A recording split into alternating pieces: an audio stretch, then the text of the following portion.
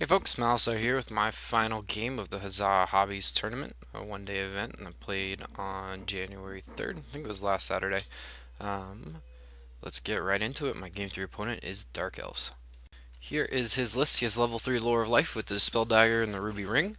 Peg Lord with Cloak, Ogre Blade, Charm Shield. That's the Cloak of Twilight, by the way. BSB with a 1-up, 5-up. Death Hag with the Cauldron. I think he had 30 something Witch Elves with the Swiftness banner. It's so hard to tell with the Cauldron how much just space it takes up that I never got a full count. I could probably look at the pictures here if I wanted to. 6 Dark Riders with full kit, and then 10 crossbows to round out his core.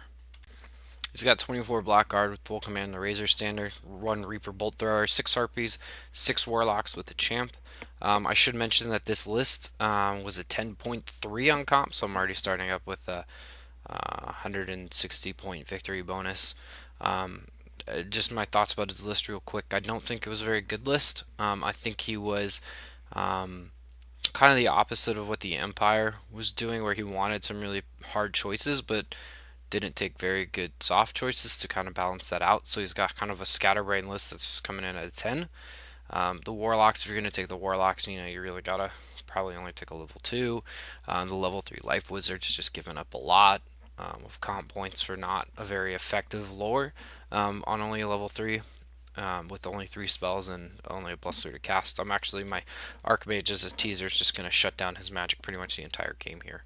And then the Dreadlord, I think that's like a -35 comp points with the Cloak on Peg, with the Ogre Blade, and a 1-up, and the Dawnstone. He also has the Dawn. Does he have? No, he doesn't. He doesn't have the Dawnstone, but still with the 1-up, the Cloak. It's just a huge comp hit for it. That's not a very effective unit. Real quick too, before we jump into the pictures, I didn't take very many pictures this game. It was late. We didn't start till 10:30 in the morning, so it's like 7 o'clock at night. I'm not feeling very well. This is going to be a pretty tense game too, just because I'm really not rolling well. And then I'm playing on table 2 with Jacob Brandon, tabling, who's in first place, and I'm in second place on comp, who's tabling his opponent next to me. So I'm trying to keep pace there. So it's just a really kind of a tense atmosphere, and not that it was a bad game. I really enjoyed my opponent. I just didn't really get into taking pictures, so forgive me for that. The battle reports keep getting better, I promise, as I kind of get experience and practice with it. Okay, so this is the Dark Elf right flank. Those kind of ruins and the necropolis there, that's actually a wood. So it's a bolt thrower in the wood. 6 harpies next to that. The Dark Riders were next to the harpies, but this is post Vanguard. He's then got the 10 Dark Shards, and the Blackguard immediately next to that. Here's the center. Again, Dark Shards, Blackguard with the BSB, and then the Death Hag with the Cauldron are right there. And then on his right flank, my left, the Warlocks are there, followed by the Peg Lord. Here's my left flank. I've got a unit of Reavers, 7 Dragon Princes behind the hill, and then the Shadow Warriors. It's kind of left more like center is a bolt thrower on the back table edge there. And the center are my Phoenix Guard. Flanked by them is the Silverhelm Bus, 12 Archers, and then some Reavers out on the edge there, but I'll show another picture. And then my right flank is Reavers and a Bolt Thrower. I've also got a Bolt Thrower next to that tape measure there, just out of shot. So I've got my 3 Bolt Throwers basically on the back line for maximum sight here. And I win their turn for roll for first turn. So my Reavers move up like so. Those Dark Riders strayed a little too close to my bus, so for a 19-inch charge, so I went ahead and declared it, hoping he'd flee so my Bolt Throwers could see him again, because he was behind that impassable Sphinx there. And I'm fine with that failed charge, even though my plan overall here is to back up and kind of keep him away for the first couple of rounds to let my magic and shooting really take effect. This pick is just showing my bus kind of trotting out 4 inches. And then this is my left flank. My Shadow Warriors jump on the hill, and the Dragon Princes kind of slide around, and the Reavers guard that edge there. My whole plan here is to zone the Warlock so he can't get around me, and while staying 22 inches away from the Dreadlord. I'm kind of bummed that I'm having to use my Reavers for this. Really, they should be over next to the Witch Elves to kind of start redirecting them. But I got to get these Warlocks down and get them down quick. Otherwise, it could be a big problem later in the game. This is showing my shooting. My archers kill 2 of the dread spear or crossbowman, and then one bolt thrower tickles the blackguard and kills one.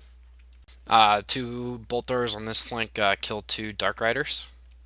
And then my prince kills one of the warlocks because he rolls really, really hot in his ward saves. I do like 7 wounds with the shadow warriors, one bolt thrower, and the prince, and he makes all but one. Okay, so this is like where I said I was missing pictures. I missed his entire movement phase. Basically, the Dark Riders rally, the Harpies swing out past the Reavers to start threatening the My Back Bolt Thrower line. His Dreadlord jumps on the hill. Too close. See, I really wish I'd taken this pictures because he's ineffectively zoning my Shadow Warriors, so they're just going to quickly, walk around him, so they're not really threatened by him. But I know what he's going for, which is the Bolt Thrower next to the Phoenix Guard. And then his Witch Elves and his Blackguard just move straight forward. So nothing real creative there. Now the shooting phase, his Dread Spears kill one of my archers.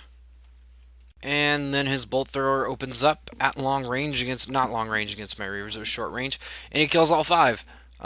Which was a huge bummer because he's supposed to kill 3. Those 2 can then charge the bolt thrower, will successfully kill it. Odds are that. So here's the math works out that I lose 3 reavers on average, 2 or 3. They then complete that charge. They then probably kill the bolt thrower in a round or 2, and then they can overrun or just put pressure on the level 3. They can also run away from the level 3 and redirect Witch Elves. But losing these Reavers here was huge, and that kind of changed the next couple turns for me. So here's my turn. I switch reform my archers, then I fail my switch reform, so they just have to stand there like that. The bus backs up to where they both need an 11 to charge me. The Phoenix Guard continue their backup here. That's all to say there. So that was actually the last picture of that turn. Really good here of High Elf turn 2. So let me just talk real quick.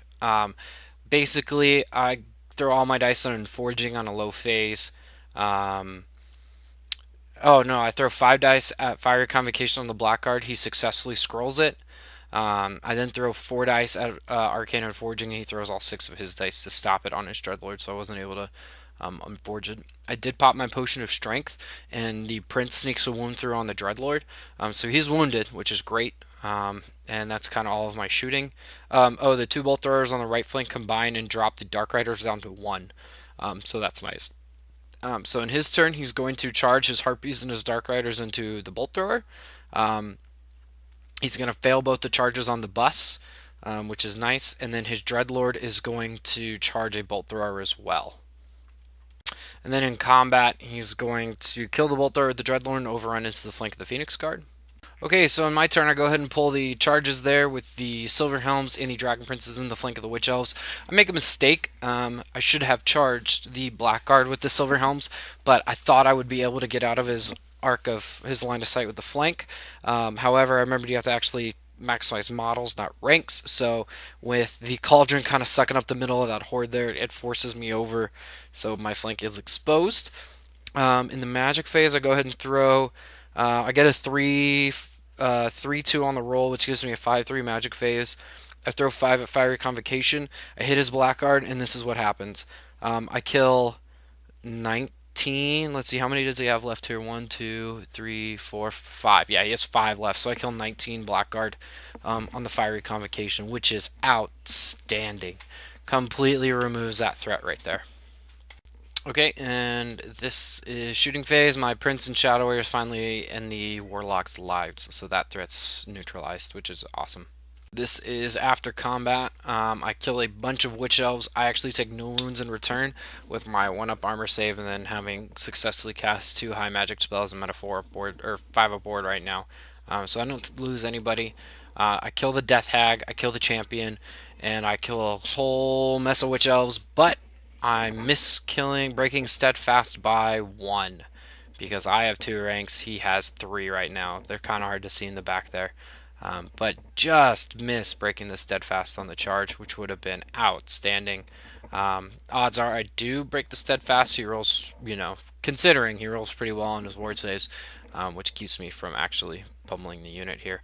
But oh well, it happens. So let's move on to the next event.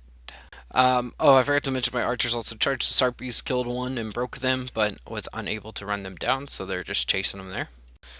In combat, my challenged out with my Phoenix Guard. He does 3 wounds. I pass 2 ward saves and only took a wound.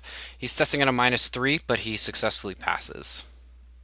So his turn, I again stop his magic. He's shooting, I think, Plink's an archer. And then we go to combat. In combat, I don't lose any Phoenix Guard. My ward saves Steely. And then my Phoenix Guard kill his Dreadlord. Ooh, this picture's upside down. Sorry about that. So, what happens is he flank charges me with the remaining Blackguard and BSB. Um, Nobody does any wounds to anybody. I think I kill like 2 or 3 Witch Elves, but it's enough where I even move my Noble over to cut down some his BSB, which should have happened, but or my champion challenged, but that's okay. So anyway, basically, there's nobody does any wounds to anybody. He wins by 1. I'm testing on a leadership 9 with the reroll because my prince is within 12 inches. My dragon princes pass it no problem, and then I roll 2 11s on the silver helm block, so they actually flee, which kills my BSB. And that right there is the difference between me getting the 20-0 and me not. So let's keep going. This game is pretty much over though, even with that. But you know, I lost my BSB there to some shenanigans, but that's alright, it happens. This is my turn. Basically, the Dragon Princes and the Witch Elves keep grinding it out. I rally everybody and move to engage the Witch Elves again. So this is another picture of the net that's closing. In his turn, he's going to kill a Dragon Prince. I'm going to lose combat by 1 or 2. I'm going to break, and then I'm going to roll a 1-1-2 for my escape, so the Witch Elves are actually going to catch me. And I also forgot to mention in my shooting phase, my Prince is going to do the last wound to his BSB, which was pretty cool. Let's go on to my turn now. The overrun will take him into... we'll put my units in his rear arc so they both charge there, and I'll wipe him out in 1 round. And this is the last shot of the game, just kind of showing the blank table with him only having his Dread Spears, level 3, and Bolt Thrower left. So let's go to wrap up. Adding it up, I had lost my Battle Standard, 5 Reavers, 2 Bolt Throwers, and the Dragon Princess. The Dark Elves had lost the Dreadlord and Peg, the BSB, the Death Hag, and Cauldron. Witch Elves, Dark Riders, Warlocks, Harpies, and Blackguard. So the result is an 18-2 win for the High Elves. Let's go to the tournament wrap-up so you can see how I did overall. So I finished with 50 out of 60 possible battle points with a total of 72.3, but I'm not sure how he actually got to that one. Maybe it was 73.8. I don't know. He only took battle and comp into effect, and then your sports. Everybody had perfect sports scores. It was just that kind of an event. Meaning I ended up in second place. Jacob Brandon playing as what else had a total of 73.8. Total points. The difference came down to was he got a 19-1 in his last game, and I got an 18-2. That being the big difference there, and then I think he had me a little bit on comp. But if I had 20 him, it would have made it a little more interesting. However, because he's a club mate, I am allowed to say that if this was actually had a paint score, I would have taken best overall, just because his army looks like crap. My army looks pretty alright. So we were at least able to embarrass him that way because, you know, it's Jacob Brandon and he can't paint.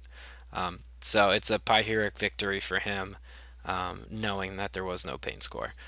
So in the end, I had a great time. Finished second, meaning I picked up some sweet swag, a couple more models to paint. So thanks for watching.